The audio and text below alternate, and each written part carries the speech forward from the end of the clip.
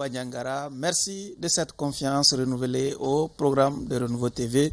Bienvenue dans votre émission Les Grands Jurys. Ce soir, les Grands Jurys reçoivent M. Ousseini Amion Guindo, président de l'ACODEM et membre du cadre d'échange des partis pour une transition réussie. Il est également président de l'Alliance Djiguia Koura. Monsieur le ministre, merci de cette énième comparution devant notre auguste jury. Merci de la confiance et merci pour l'invitation. Avec moi, justement, pour vous interroger ce soir, Bruno Djito Segebeji du journal Mali Horizon. Bonsoir Bruno. Bonsoir Barou. Bonsoir Président. Eladji Chana Takiou, directeur de publication du journal Le 22 septembre, qui est en train de s'installer confortablement autour de ces plateaux. Bonsoir Chana. Bonsoir Barou. Et encore une fois, bienvenue à toutes et à tous, surtout celles et ceux qui nous suivent sur la radio Renouveau FM ou la 98.1 FM. Monsieur le ministre, déjà, votre observation sur la composition du jury devant vous juger ce soir. Merci déjà au président du jury et vous-même pour le clin d'œil aux régions de Sikasso et de Banyangara. Et je pense que le jury est bien constitué. Bruno, que je connais très tatillon, à la Colombo, et aussi Chana, qu'on ne présente plus aux Maliens. Okay. Donc je pense que le jury est bien constitué. C'est pas nouveau. Et je suis heureux de comparaître devant un jury aussi compétent. Okay. Merci. Bruno, que vous inspire d'avoir Poulor devant le grand jury ce soir? Oui, comme vous l'avez dit, Poulor, c'est la énième comparution. Et pour emprunter son expression, Poulor Ousseini Amion Guindo, qu'on ne présente plus, un jeune leader politique, je crois, plein d'ambition et qui ne mâche pas ses mots. Et au début de la transition, on l'a beaucoup senti, mais je crois qu'il y a eu un petit temps où on le cherche un peu sur les écrans. Donc ce sera l'occasion aujourd'hui de réapparaître, peut-être en force, je peux me permettre l'expression, pour voir qu'il se prononce sur les questions majeures de l'actualité. Chana, selon l'expression consacrée, un bon client devant nous ce soir? Honnêtement, un bon client, parce que aujourd'hui j'ai rencontré quelqu'un à la maison de la presse qui m'a dit: ah, vous êtes avec le seul opposant du régime, ça va être intéressant. Donc celui-là le dépeint comme l'unique et seul opposant du régime. Monsieur Guindo, pour commencer, est-ce que vous assumez ce tabi d'opposant à la transition? On n'est pas dans la question Je voulais enseigner directement. J'ai envie déjà de le faire réagir par rapport, il y a quand même quelques mois, et nous apprenions que Poulor faisait l'objet d'une intimidation de la part des autorités de la transition. Ces intimidations ont-elles cessé finalement? Vraiment tout va bien et je pense que les autorités de la transition, je les remercie pour ça, ont quand même envoyé des agents de sécurité depuis lors qui sont devant chez moi, et ma famille et moi nous sentons mieux aujourd'hui. Vous portez fièrement la casquette d'opposant à la transition comme Chana l'a si bien demandé? Vous savez, le Premier ministre par intérim a dit que la transition n'a pas d'opposition. Avant, c'est Premier ministre par intérim. Même avant, je pense que je ne suis pas d'accord avec leur façon de faire, avec certaines façons de faire. Maintenant, si cela peut être considéré comme opposition, je pense qu'il faut clairement l'assumer. Ok. Chana, il va me donner une bouteille d'eau d'enchaîner votre question. Monsieur Poulot, il a posé ma question autrement. Est-ce que vous assumez votre rôle d'opposant? Dans l'opinion publique, vous êtes considéré comme un opposant à la transition, un opposant aux autorités actuelles. Assumeriez-vous cette... Je vais juste préciser, avant de répondre, juste préciser si Serna le permet. L'opposition telle que nous le savons, ça s'est fait dans un cadre démocratique avec un président élu, avec un statut qui est donné à une opposition. Et d'ailleurs, dans notre pays, quand on est opposant, on a 500 millions, on a un cabinet, et donc... On a combien? On a un peu... Bon, je sais pas, il y a 500 millions, 500 à 300 à 500 millions, je pense. Ça, c'est 500 millions, oui. Ça, c'est le chef de file. Mais si je suis chef de file de l'opposition, et si je n'ai pas ces 500 millions, alors donc ça veut dire que c'est pas ça. Je viens. 500 millions. Non, pas du tout, c'est pour plaisanter. C'est juste pour dire que nous ne sommes pas dans une situation normale. Nous sommes dans une courte période. La transition, c'est-à-dire, je ne confonds pas la transition et les gouvernants. La transition, elle est malienne. La transition n'est pas à confondre avec ceux qui dirigent, les gouvernements qui dirigent la transition actuellement. C'est comme si on confondait une équipe qui dirige le pays aujourd'hui au Mali. Il y a le Mali, il y a une équipe qui dirige aujourd'hui. Il y a beaucoup d'autres équipes qui sont passées. Il y a beaucoup d'autres équipes qui viendront. D'accord. Donc, dans ces conditions, il y a, sur certains points, clairement, je marque mon opposition à la façon de faire du gouvernement de la transition. Maintenant, si cela peut être interprété comme étant une opposition formelle, je l'assume. Je constate qu'il manque de courage aujourd'hui. Ce n'est pas le poulo. Non, pas du tout, c'est pas ça. Non, en réalité, quand vous n'êtes pas d'accord avec une politique, vous n'êtes pas d'accord avec une manière de faire des dirigeants, vous êtes opposé à eux. Vous vous démarquez des dirigeants. Bien entendu, je suis totalement démarqué. Donc si c'est vous êtes opposant aux dirigeants. Si vous le dites comme ça, je l'assume. Ce que je vous ai dit, c'est que je ne suis pas d'accord. On dit la même chose. Je ne suis pas d'accord avec certaines façons de faire. Et vous ne voulez pas enfiler la robe d'opposant. Maintenant, je suis opposé.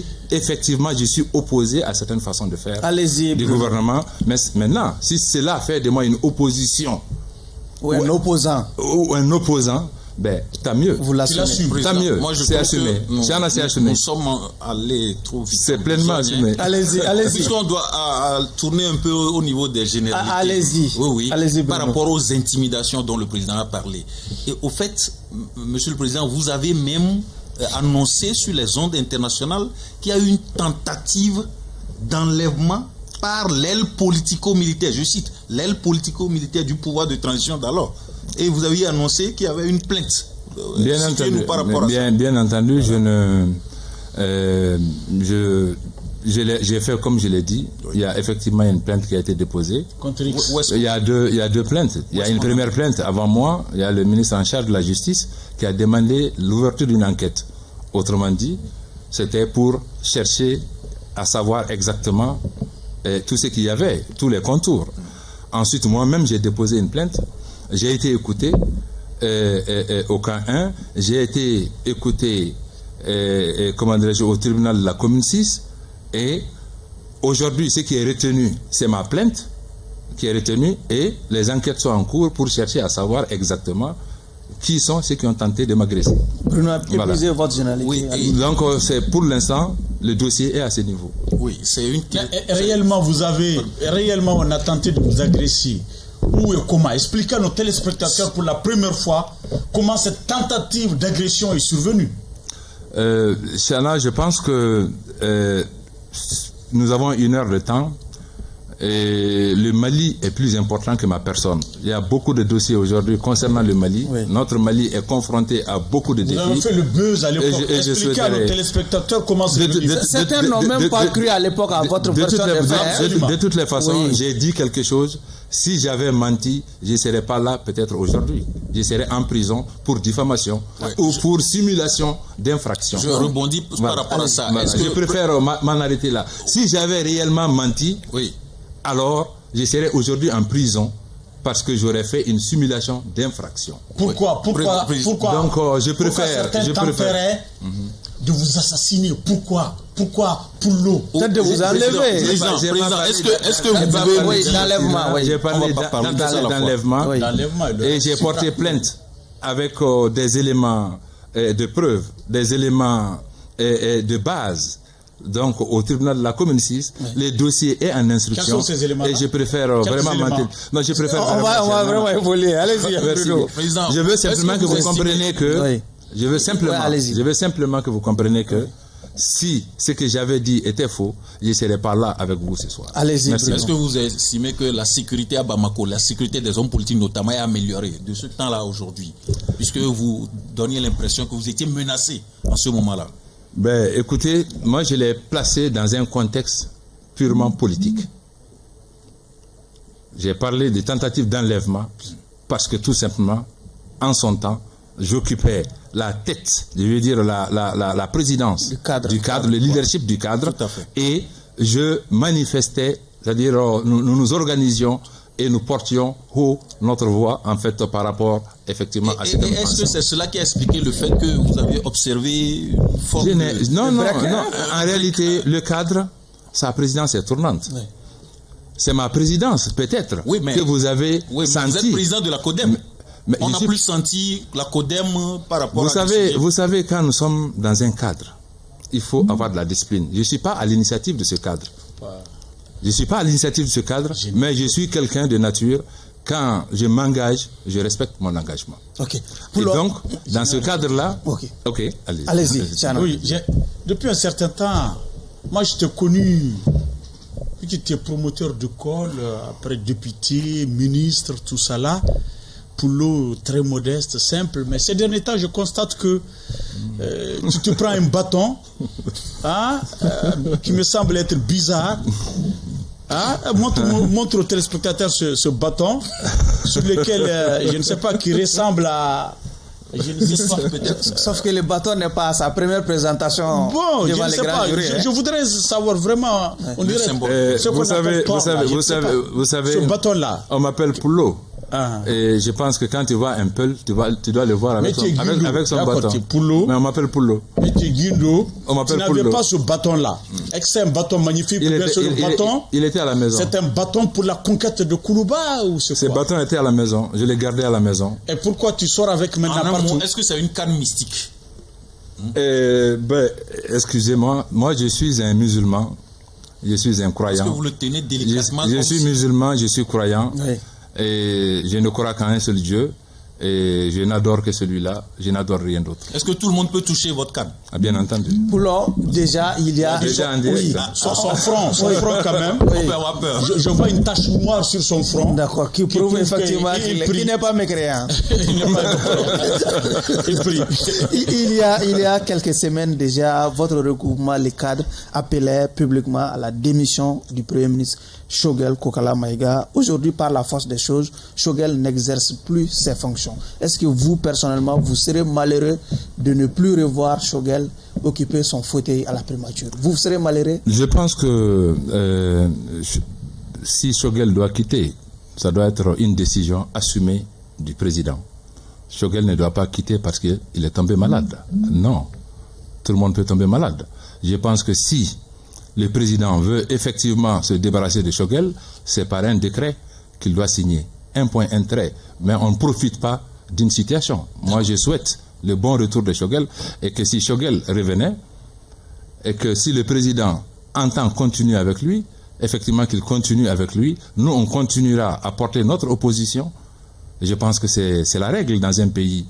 Et c'est important que des voix discordantes soient entendues. Oui. Et que si Choguel doit partir, que ce soit du fait du président et non du fait de la maladie. Je ne lui souhaiterais jamais ça. Allez, Sana. Vous pensez que le pays peut durablement rester sans un véritable Premier ministre dans ces conditions? Vous pensez qu'on peut encore rester 1 mois, 2 mois, attendre vraiment le retour de Choguel? Choguel, pour qui j'ai toujours demandé une union de prière, qu'il nous revienne sain et sauf. Est-ce que vous pensez qu'on peut encore attendre la bonne santé pour le retour de Choguel? Je pense que cette mesure est à la disposition du président de la transition, pour être sérieux. C'est à la disposition du président de la transition. C'est lui qui sait les missions qu'il s'est assignées, c'est lui qui sait les objectifs qu'il s'est assignés, c'est lui qui sait exactement où est-ce qu'il veut amener le Mali. Alors, donc, s'il estime que la situation actuelle l'arrange, moi je ne vois ni Choguel, je ne vois ni gouvernement. Je ne vois que la responsabilité du président de la transition. Mais, monsieur le président, il faut que les choses soient assez claires. Oui. Moi, je ne vois aucune autre responsabilité que celle du président de la transition. S'il estime que le pays ira mieux de cette manière, tant mieux. Nous, on continuera au quotidien, chaque fois que nous pouvons. En tout cas, nos critiques ne sont pas forcément une opposition, je vais dire, destructrice. Non. Ce que nous disons doit inspirer les dirigeants. Nous le disons pour ça. Nous savons que souvent c'est très dur en ce moment de parler.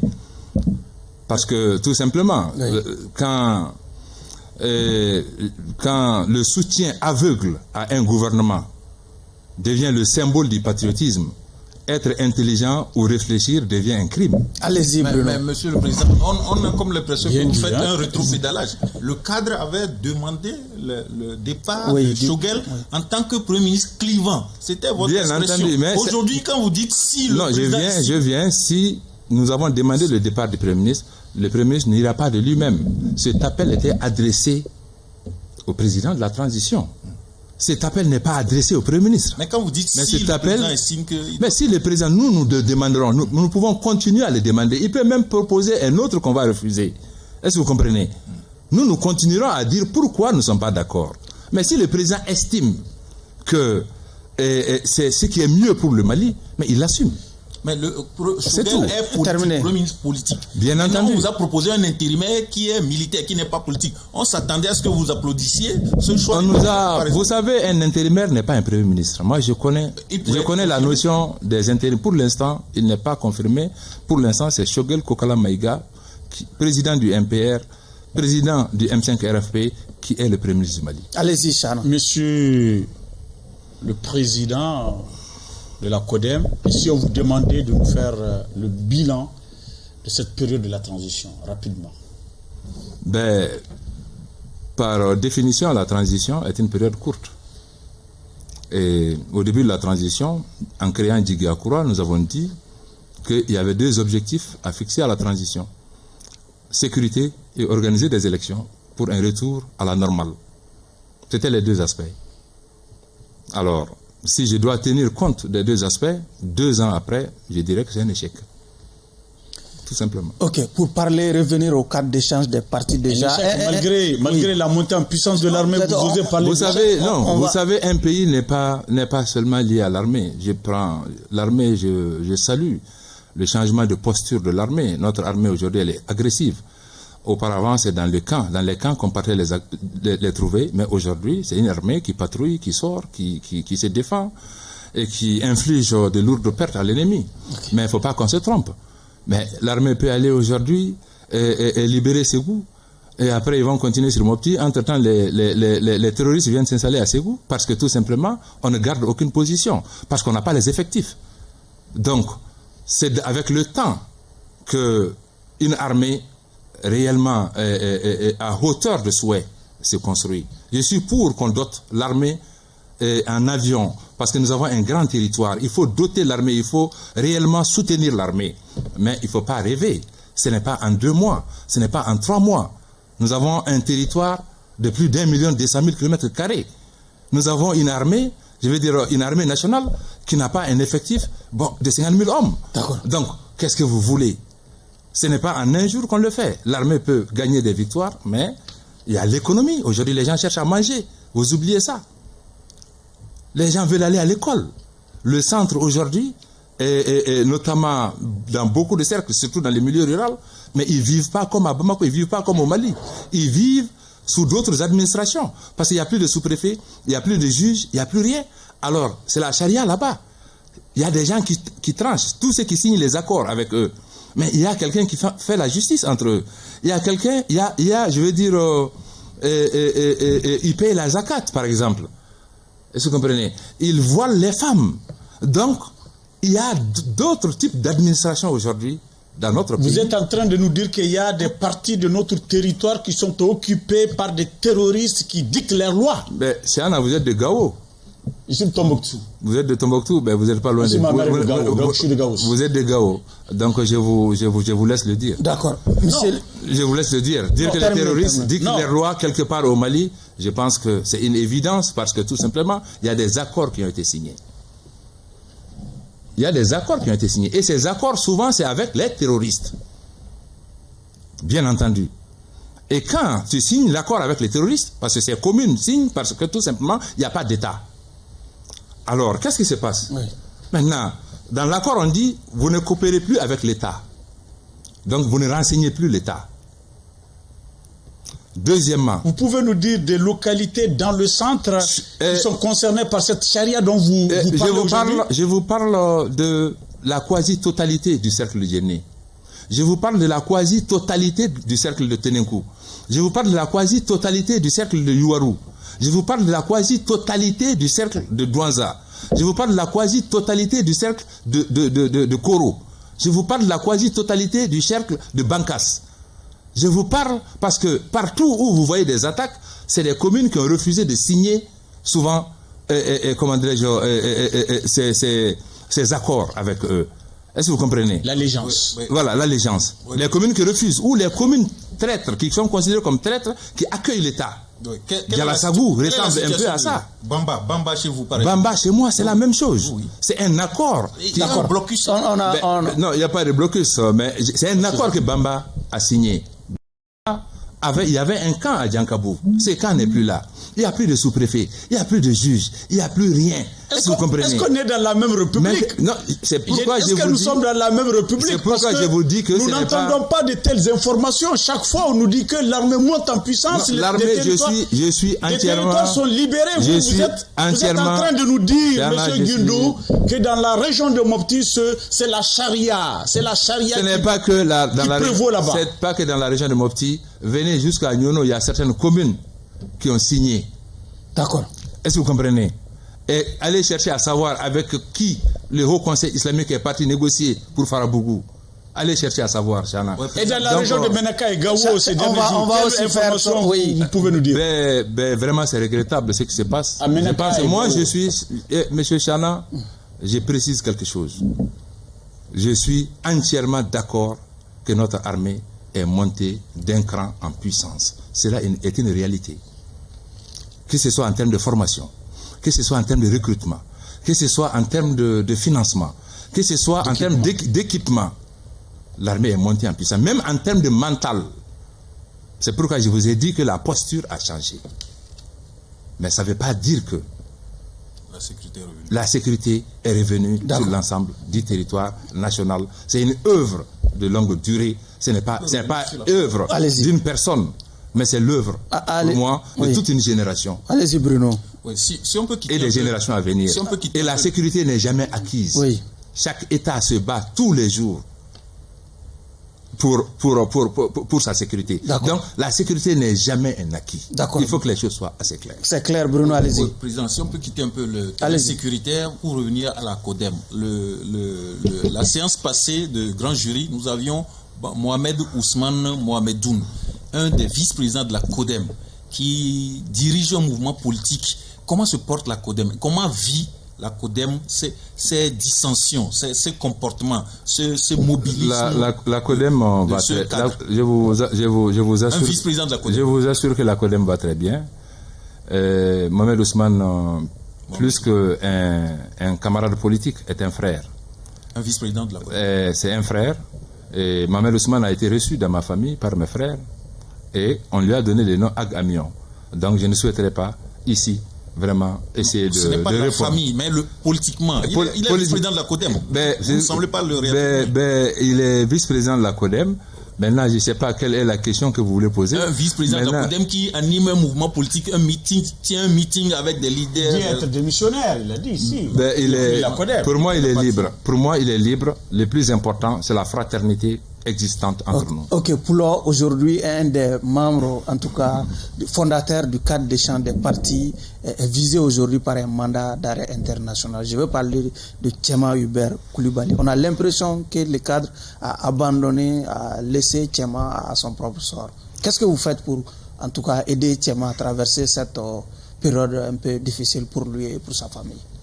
Bon, je pense que Tchema, d'abord, ça suffit.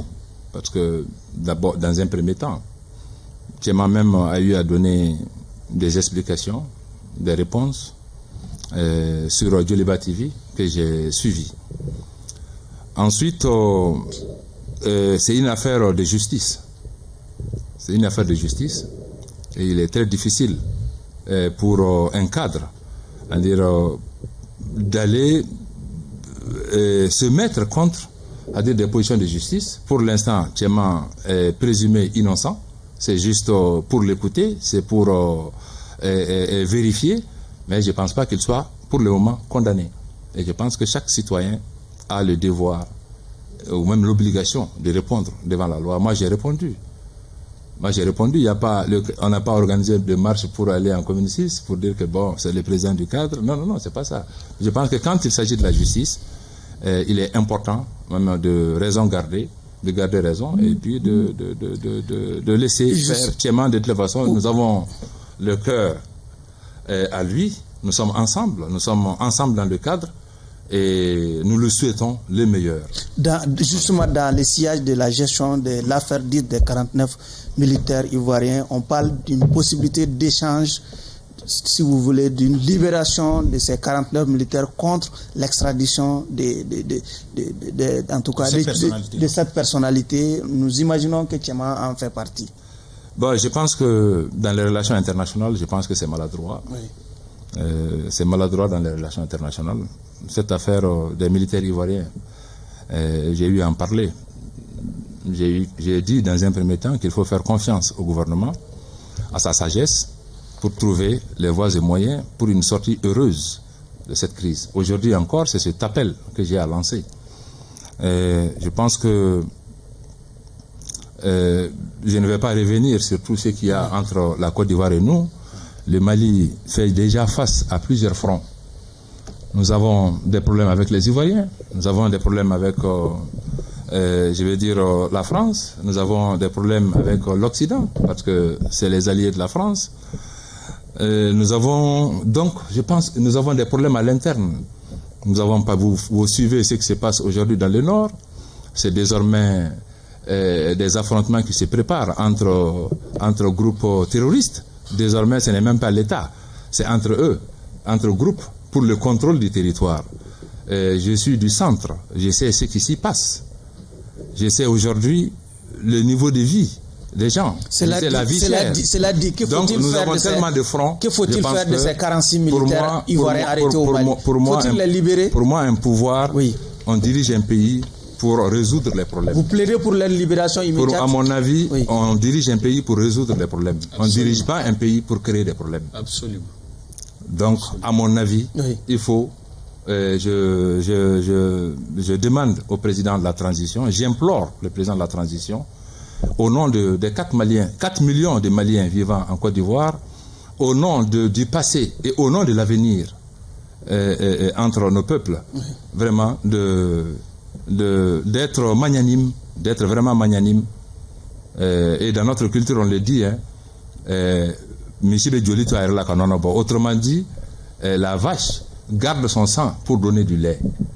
D'accord. Alors donc, je pense que vraiment, c'est au nom de cette valeur malienne, de tolérance. Malgré tout ce qu'on peut reprocher à ces militaires voilà.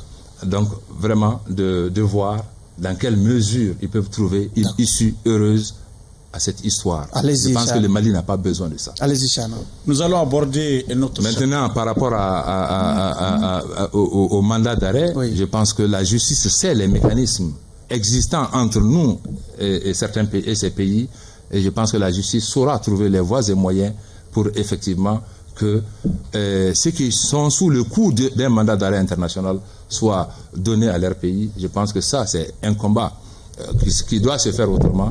Mais à mon avis, je pense que ça ne vaut pas la peine de mettre en danger, en tout cas si possible, mettre en danger, ne pas mettre en danger nos rapports, le passé, le présent et le futur entre nous et la Côte d'Ivoire. Et nous allons aborder notre chapitre, celui de l'éducation, parce que vous avez été ministre de l'Éducation nationale et c'est avec vous d'ailleurs que l'article 39 est apparu, article 39 qui n'aurait dû pas être vraiment dans les textes, mais en raison de la faiblesse de votre équipe à l'époque, et de l'Assemblée nationale également. Cet article est apparu. Pourquoi il ne devait pas apparaître? Sinon, on a évoqué ce sujet-là. Non, j'ai dit, non, c'est pas fini. Non, nous sommes à la veille d'une rentrée scolaire. Oui, allez-y. Et les enseignants sont en train de hausser le ton, de parler encore de cet article 39. Alors que cette année, on a organisé les meilleurs examens qui n'ont jamais été organisés. Vous étiez ministre de l'Éducation. Vous n'avez pas organisé de très bonnes élections comme on l'a vu cette année. Alors que examen. Moi, je n'ai pas organisé d'examen. Laissez-moi terminer. Je n'ai pas organisé d'examen. J'essaie de faire en sorte que vous compreniez exactement la question que vous allez poser. Non seulement je n'ai pas organisé d'examen, et en quoi, je ne sais pas pourquoi tu dis que l'article 39 n'aurait pas dû apparaître dans le dossier. Oui.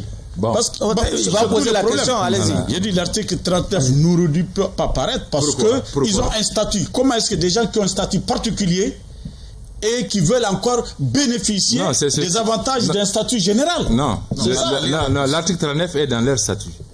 Comment? C'est dans leur statut. Non, c'est parce que dans l'élaboration, vous n'avez pas été vigilant que c'est venu dans leur statut. Non, pas du tout, ça a été fait exprès. Ça a été fait exprès. Non. Ça a été fait exprès et vous avez été incapable de l'appliquer. Et tous les gouvernements successifs n'ont pas pu appliquer ce article. Moi, je ne vais pas, en réalité, je ne vais pas parler de ce que je ne connais pas.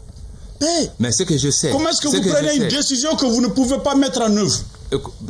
Vous pouvez quand même, peut-être... Allez-y. Moi, j'étais ministre de l'Éducation. J'ai trouvé que l'engagement avait été déjà pris avec les enseignants. Et la synergie du 16 octobre, je pense, c'était en 2015 ou 2016. Du 15 octobre. Voilà, 15 octobre 2016. Il y avait déjà un accord qui avait été signé entre eux et le gouvernement quand moi je venais. Et quand je suis venu, il y avait la grève parce que tout simplement le gouvernement n'avait pas respecté son engagement. Et moi j'ai mis, comment dirais-je, sur la table, la condition pour que je reste, c'est que le gouvernement respecte son engagement. Et le gouvernement s'est engagé effectivement à respecter cet engagement. Et c'est cet engagement qui a été respecté. Il n'y a pas eu d'erreur. Vous savez, c'est pas moi qui l'ai présenté en Conseil des ministres. C'est le ministre en charge de la fonction publique. Est-ce que vous comprenez? Et c'est passé en Conseil des ministres. C'est vous qui l'avez défendu à l'Assemblée. Non, c'est pas moi. C'est le ministre en charge des fonctions. Dès qu'on parle de grilles, de paiement, c'est la fonction publique. Ce n'est pas le ministre en charge de l'Éducation. Il ne s'agit pas de la grille. Le statut. Il s'agit du statut. Même le statut. La grille, pas de la confusion. Non, je veux dire... Moi, je parle de statut. Non, je viens. Parce que c'est la conséquence du statut que vous voulez raver à je veux qu'ils comprennent. Oui. Tous les travailleurs du Mali relèvent de la fonction publique. Les enseignants qui sont à l'éducation les a pour emploi. L'éducation ne gère pas leur salaire. L'éducation ne gère pas leur recrutement. L'éducation ne gère pas leur contrat. Il y a un ministère de la fonction publique.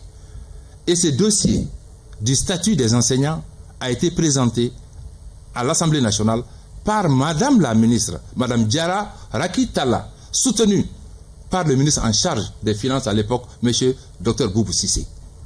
Moi, je n'étais que ministre de l'Éducation, porteur du dossier, parce que c'est mon secteur, je viens. Vous parlez de quel texte? Je parle du statut. Il n'y a pas de statut. Pas de grille, je parle du statut. C'est la même chose, c'est dedans. La grille est annexée au statut. Oui.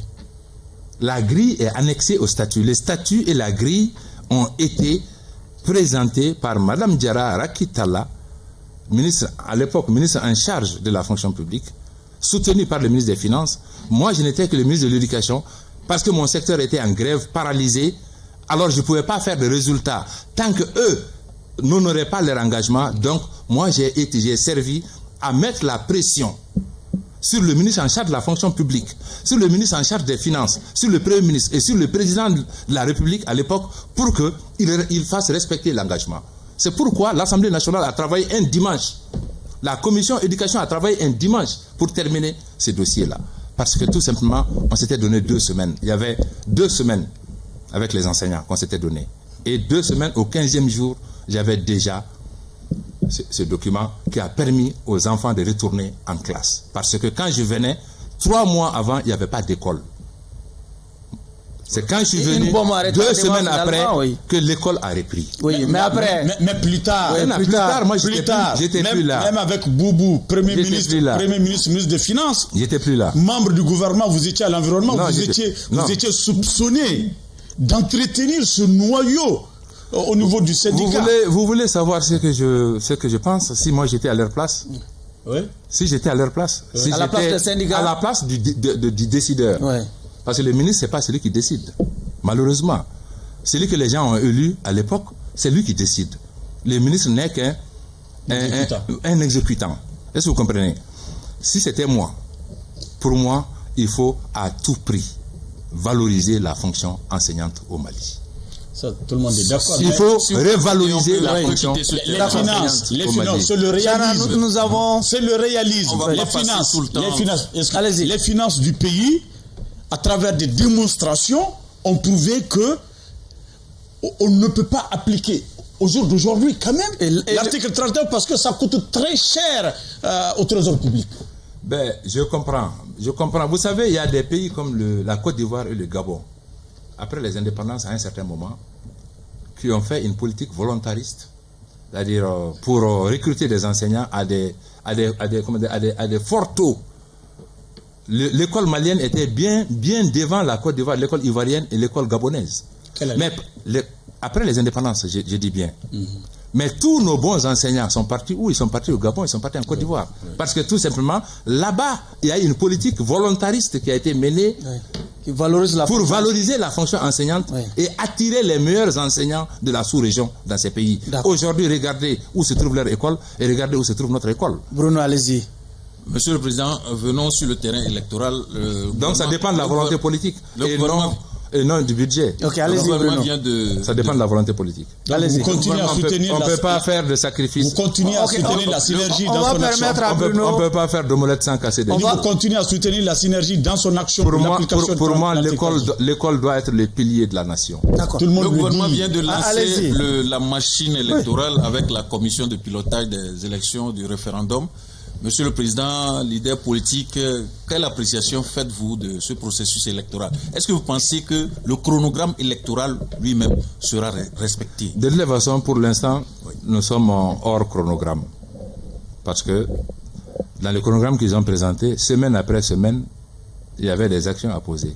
Quand vous regardez ces actions, nous sommes largement en retard, premièrement. Deuxièmement, par rapport à l'élection, et au comité de pilotage dont vous parlez, honnêtement, nous avons entendu aussi parler. Nous avons vu sur les réseaux sociaux. L'administration territoriale, qui est notre ministre de tutelle, ne nous a jamais parlé de cela.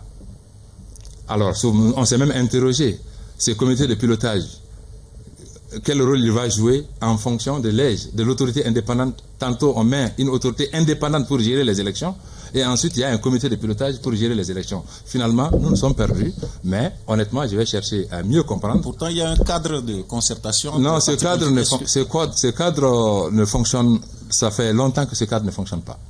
Que dites-vous par rapport au financement des partis politiques? On ne vous entend plus. Vous savez, le financement des partis politiques, souvent quand on parle, on a l'impression d'être affamé, qu'on cherche de l'argent. Non. C'est pour prouver notre dignité vis-à-vis de tout le monde. C'est pourquoi on n'en parle pas. Mais c'est une loi, c'est un droit. C'est pas moi qui ai voté cette loi, c'est pas moi qui ai institué cela. Et tous ceux qui sont aujourd'hui contre étaient là au Mali quand on l'adoptait, quand on le faisait. Je n'ai pas vu quelqu'un se soulever pour dire qu'il n'est pas d'accord. Mais bon, nous sommes dans une situation, je pense que le cadre a renoncé à ce financement? Non, le cadre n'a jamais parlé de financement. Le cadre ne s'est pas retrouvé autour du financement des partis politiques. Non. Allez-y. Moi, je reviens à l'éducation, parce que l'éducation, vous l'avez dit, c'est un des piliers essentiels de notre pays. Je reviens à l'éducation parce que vous avez eu à gérer ce secteur-là. Cette année, il y a eu de l'exploit. Quel commentaire faites-vous de l'exploit que nous avons enregistré au niveau de l'éducation, étant donné que ce sont les mêmes acteurs, les mêmes enseignants, c'est seulement le cabinet ministériel qui a changé. Oui. Est-ce que là, il y a une question de compétence ou de volonté politique pour bien faire?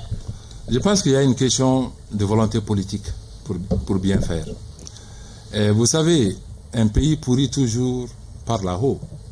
Quand ceux qui sont devant montrent le mauvais exemple, alors forcément, l'administration en bas aussi, désormais, fait ce qu'elle veut. Et c'est ça le désordre. Oui. C'est ce qui crée l'anarchie. Je salue la bonne organisation des examens cette année. Et je dis bravo à ma sœur Dédéo Ousmane Sidibé. Oui. Et dire que on peut faire comme ça, on peut même faire davantage. Et on doit faire mieux que ça. Je pense que c'est un système qui va se perfectionner. Tache d'huile. Qui va faire tache d'huile. Maintenant, il faut aussi reconnaître que l'embargo a beaucoup aidé l'année scolaire. Parce que toutes les grèves ont été suspendues. Parce que tout simplement le pays était sous embargo. Donc par solidarité nationale, l'éducation nationale, les enseignants ont évité tout débrayage, ont accepté tout ce qu'on leur a de mettre balle à terre, comme on le dit, et se donner carrément au pays. D'accord. Je pense que ça a été une circonstance exceptionnelle qu'il faut aussi prendre en compte. Donc comment faire pour consolider ce résultat, ce relan, cette dynamique, oui. Comment faire pour consolider cette situation? Parce que nous avons tous des enfants, des frères, vraiment, nous tenons à l'éducation. Nous voulons une année scolaire régulière. Nous voulons que les enfants apprennent, s'instruisent, se cultivent. Qu'est-ce qu'il faut pour consolider cette dynamique? Je pense que ça relève d'une vision. Ça relève d'une vision pas seulement liée à donner des salaires à des enseignants ou ceci, cela, mais pour avoir une bonne école, je pense que nous devons faire beaucoup d'autres choses. Les enseignants qui sont là aujourd'hui, moi je suis enseignant de formation, j'ai enseigné. Tu es promoteur d'école aussi. Je viens. D'ailleurs, c'est pourquoi je suis fondé à créer une école. C'est pas tout le monde qui peut être promoteur d'école, il faut être enseignant. Il faut être de la fonction, il faut avoir cette pédagogie. D'accord. Il faut en connaître. Donc c'est pour dire que les enseignants, ce n'est pas seulement l'argent. Vous voyez, il n'y a pas de bibliothèque, il n'y a pas de laboratoire dans nos lycées, il n'y a rien. Mais vous avez 200 élèves par classe dans certaines de nos communes. Ça, c'est pas la faute des enseignants. Ça, c'est pas la faute des élèves s'il n'y a pas de niveau. Il n'y a pas de laboratoire. Les gens ne sont que dans la théorie. Mais ce n'est pas la faute des enfants. D'accord. Ce n'est pas la faute des enseignants. Je pense que pour redresser notre école, oui, l'État encore doit davantage s'assumer. Ça doit être un domaine même de souveraineté de l'État. Monsieur le ministre. Et sortir de tous ces essais, de toutes ces expérimentations, c'est-à-dire de toutes sortes de méthodes dans notre école. C'est pourquoi j'ai dit que l'école doit sortir de toute influence et être un domaine de souveraineté vraiment de l'État. Moi, je soutiens. Président Poulot, le Mali vient de décider de saisir les Nations Unies d'une plainte contenant des accusations graves contre le partenaire français. Malgré la gravité des accusations, la classe politique malienne est restée à fond, y compris vous-même. Dites-nous, n'est-ce pas de la complaisance vis-à-vis de la France? De Paris? Vous savez, je vais d'abord dire que le constat est quand même amer. Hein? Oui. Il y a des partis qui sont membres du gouvernement. Vous avez vu les déclarations de ces partis? Il y a des partis membres. On avait une déclaration de l'ADEMA PAJ. Non, j'ai dit des partis. Les autorités de la transition. J'ai vu la déclaration de l'ADEMA hier. C'est vous qui avez dit qu'aucun parti ne l'a fait. Oui. Parce que tout simplement, j'estime que vous avez posé la question parce que jusqu'à hier, ça n'avait pas été fait. Oui. N'est-ce pas? J'ai dit les partis, il y a des partis qui sont membres du gouvernement. Est-ce que vous avez vu leur communiqué? Deuxièmement, l'ADEMA n'est même pas membre du gouvernement. Même s'ils sont... Bon, bref. Et ensuite, il y a des mouvements dans le gouvernement. Est-ce que vous avez entendu ces mouvements? Souvent, ces mouvements savent ce qui se passe dans le Nord plus que nous-mêmes. Mais si le soutien doit venir du gouvernement, enfin pour le gouvernement, c'est d'abord le gouvernement. Oui. C'est le gouvernement qui a porté plainte. Les partis membres du gouvernement, les mouvements membres du gouvernement n'ont fait aucune déclaration. C'est en ce moment que maintenant on prend les phares, on braque sur les autres. Ce qu'on appelle opposition. Est-ce que vous comprenez? Pour dire qu'ils n'ont pas parlé. Mais quand il s'agit de décider, on dit non, eux ils ne doivent même pas se mêler des affaires du pays. Non. J'ai fait face à tout ce silence, avant-hier, il y a 3 jours, j'ai fait un post. Mieux vaut tard Pour que dire, jamais, hein. non, pas mieux vaut tard. Il faut observer. Oui. On va pas bêler à la place du mouton. C'est pas possible. Mais le poste n'est pas le moyen approprié d'expression. Donc, pendant 3 semaines, nous avons observé. Nous avons suivi l'ouverture de la session des Nations Unies. Jusque-là, nous n'avons rien entendu. Nous avions espéré que le gouvernement, au moins nous, qui ne sommes pas dans la gestion, allait nous appeler pour nous dire, bon, voici ce qui se passe. Ce n'est même pas nous seulement. Il y a les religieux, il y a la société civile. Mais cette plainte, c'est au nom du Mali. Vous êtes concernés. Votre enfant est concerné. Votre village est concerné. Notre honneur est concerné. Nos dignités sont concernées. Donc c'est au nom du Mali que cette plainte a été déposée. Mais la moindre des choses, si nous avions entendu au moins les partis et les mouvements qui sont dans le gouvernement soutenir cela, on allait dire, peut-être qu'ils ont vu des choses que nous on n'a pas vues. Ils ont peut-être raison. Mais comment voulez-vous que, parce que tout simplement, il y a eu une lettre comme ça, publiée sur les réseaux sociaux, et que nous, on sorte pour aller, mais même au niveau des États, nous avons des États amis. Moi, je n'ai jamais entendu un seul gouvernement au monde dire qu'il soutient la position du Mali. D'accord. Bruno, vous avez entendu? Pour votre dernière question de l'émission, moi, non. Allez-y, Bruno. Moi, non. Pour votre dernière question, allez-y. Donc, forcément, nous demandons, et je le réitère ici, au gouvernement d'appeler la classe politique, la société civile. Les autres peuvent nous refuser, mais nous, on ne se refusera pas. D'accord. Qu'on nous dise exactement à quoi ça tient. Qu'on nous donne des éléments. Ça rejoint notre patriotisme. Président, ça rejoint la question de l'inclusivité. Brillera de 1000 feux. Allez-y, Bruno. Si nous avons les éléments pour le faire. Parce Bruno. que c'est nos familles qui sont concernées. C'est votre dernière question. Nous n'avons pas d'autre pays que ce Mali. Allez-y. Président, pour revenir parce que votre dernière réponse a touché à l'inclusivité, certains pensent que ce gouvernement doit être réaménagé. On a parlé de l'élargissement du CNT. Et on ne vous a pas senti. Quelle est votre appréhension par rapport à cette question? C'est ce que nous avons proposé. Oui. Nous avons dit, ça serait bien, pour encore davantage rassembler les Maliens, d'aller de faire une ouverture. Bien entendu. Rassurez-vous, moi je ne suis plus ministre. Moi je ne serai plus ministre. Je vous ai dit ici, ma carrière de ministre est terminée. C'est pour aider effectivement à stabiliser le pays. Le CNT, son élargissement avait été décidé pour prendre en compte ceux qui étaient frustrés. Normalement, dans l'esprit, c'était cela.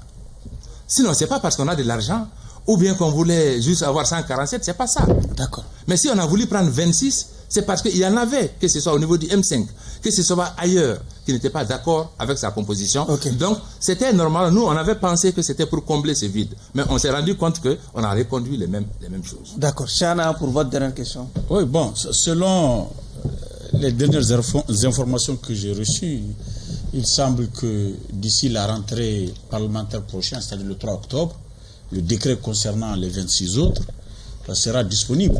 Et quel nouveau gouvernement même est en gestation avant cette rentrée parlementaire. Donc nous restons prudents pour voir comment tout cela se passe. Monsieur Guindou, votre carrière ministérielle est terminée.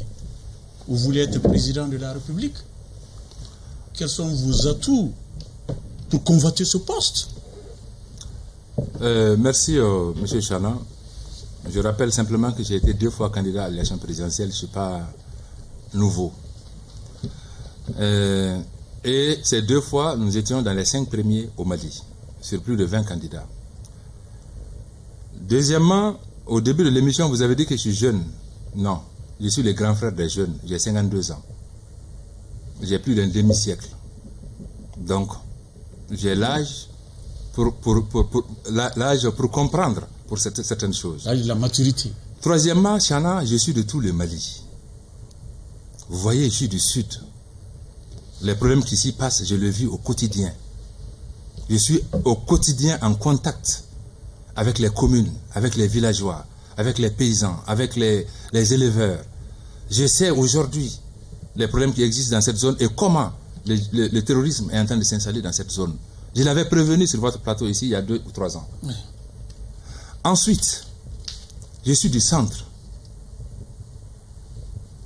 Je suis du centre. Et vous savez, mes mamans sont du nord. Elles sont de la même région que vous, Tombouctou. Donc je suis malien, ancré, avec un ancrage social très fort. Et avec tout ce qui se passe aujourd'hui dans notre pays, je pense que le pays a besoin d'hommes et de femmes en lesquels surtout les populations rurales peuvent se reconnaître. Parce que c'est ça, ces populations rurales aujourd'hui qui ont signé allégeance aux djihadistes sur près de 50% de notre territoire. Et parce qu'elles n'ont plus confiance en l'État. Alors pour inverser cette tendance, il est important que ces populations rurales voient à la tête du Mali des hommes et des femmes en lesquels elles se reconnaissent. Les campagnes et quand elles se reconnaîtront, vous pouvez être sûr d'une chose, elles seront les meilleurs alliés de l'État contre les terroristes. Fort de tous ces atouts, vous serez candidat à la prochaine. Vous serez candidat à la prochaine élection présidentielle, l'exclusivité à renouveau. D'habitude, on dit qu'il n'y a pas 203, mais je ne parlerai pas avant, parce qu'il y a des convenances, il y a des convenances politiques, des procédures, que ce soit au niveau du parti, que ce soit au niveau du regroupement Djigui-Yakura, et aussi à d'autres niveaux. Donc, je souhaite que ça vienne des autres, mais il y a rarement 203. La seule certitude, il y a une ambition. Vous êtes intéressé, oui. J'ai une ambition pour le Mali, et cela depuis mon entrée en politique, suite à un décès d'un député qui m'a permis de faire le tour de tous les villages de Sikasso. Et ce que j'ai vu dans les villages de Sikasso m'a rappelé mon enfance. Mon enfance dans mon village où je marchais 8 km pour aller à l'école. Dans mon enfance dans mon village où je faisais déjà à l'âge de 7 ans mes tables bancs en banco. D'accord. Où je construisais ma classe. Où je ne connaissais ni infirmier.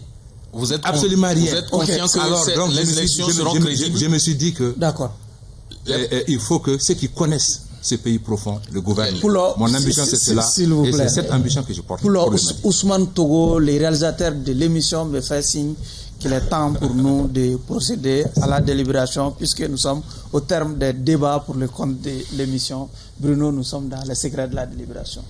Oui, c'est le président de la CODEM, Ousseini Amia Guindo, toujours pugnace, toujours disputant argument contre argument.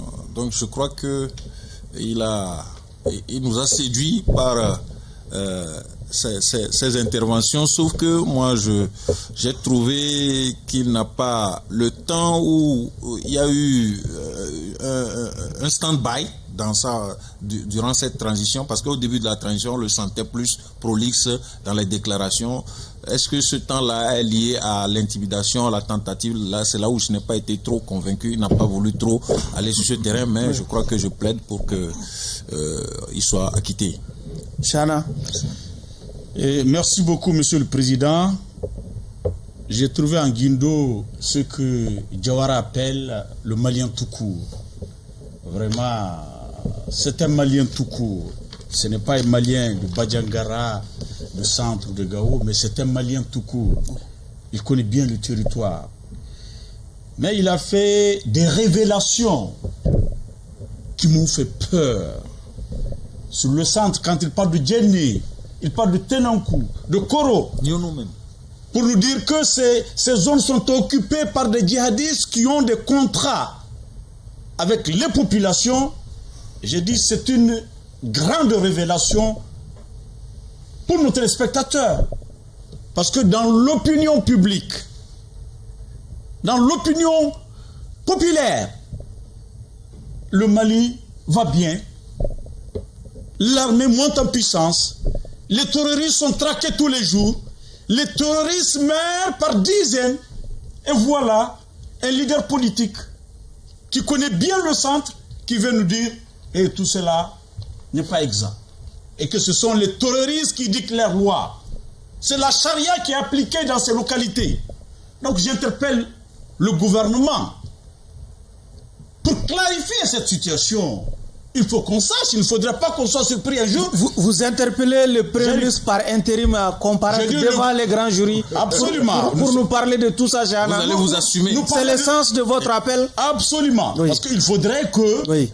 Il ne faudrait pas qu'on soit surpris un jour que les touristes soient à Bamako. Il faudrait que ces hommes-là soient libérés avec les moyens qu'on investit au sein de nos forces armées, l'équipement, la montée en puissance, ce que Poulot a dit ici n'est pas normal, ça ne devrait pas se passer. C'est vrai qu'à Gao, il y a la débandade actuellement avec le discours défaitiste du général Gamou, qui a demandé à ses parents de quitter la zone. Donc, l'un dans l'autre, à Gao, ça ne va pas. Et j'ai vu un tweet de Serge Daniel qui dit que les terroristes sont en train de se neutraliser. Cela veut dire que ce sont les terroristes qui occupent ces zones-là. Il nous dit que les terroristes sont encore dans le centre. Chana, pour terminer. Les terroristes dans le centre.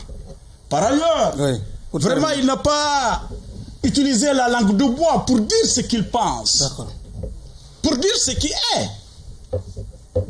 Et il est resté droit dans ses bottes. Oui.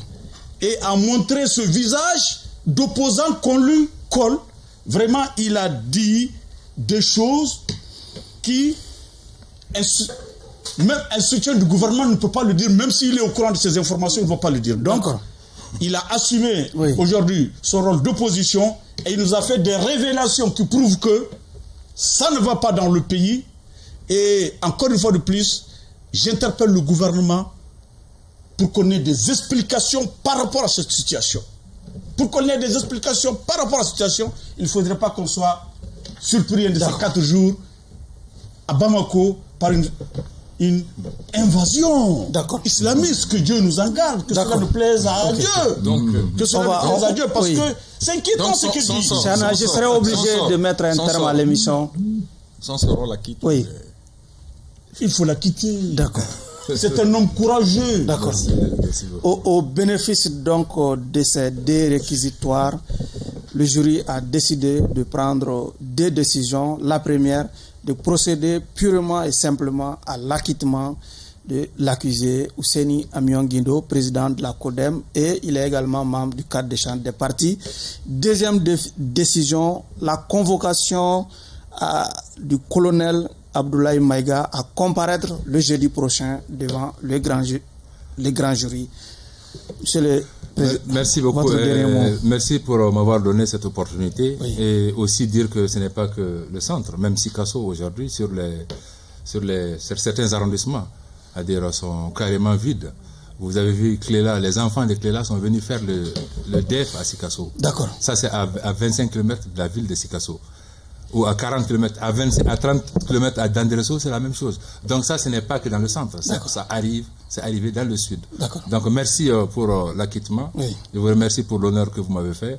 Et bon vent à votre émission. Merci bien. C'est donc tout pour ce numéro de votre émission. Les grands jurys qui a décidé de la convocation devant le grand jury du Premier ministre par intérim, le colonel Abdoulaye Maïga. S'il a décidé d'accorder une interview à la chaîne nationale, pourquoi pas venir se défendre devant le grand jury. Au revoir.